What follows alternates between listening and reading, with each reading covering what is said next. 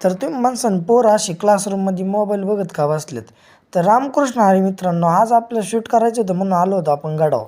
आता गड कसला म्हणतात तर आपल्या गावात एक डोंगर आहे, त्या डोंगरावर निष्णाय मातेचं मंदिर आहे, मग त्यालाच गड म्हणतात. हे बघा, आता हे मी तुम्हाला जे दाखवतोय ती आमच्या गावची नदी आहे बरं का मित्रांनो, आणि शेजारची नदीच्याच कडेला असणारी शेती आहे बरं का. आता सतीश भाऊ सोमचा व्हिडिओ काढत होता.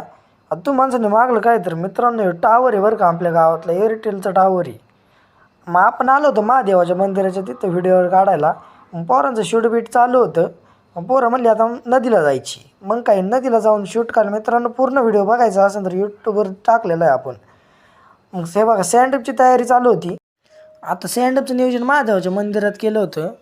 मग काही सुरुवातच माझ्यापासून झाली भाषणाला, कारण 10वीच्याच विद्यार्थ्यांपासून सुरुवात केली होती, कारण सँडअपच आमचा होता.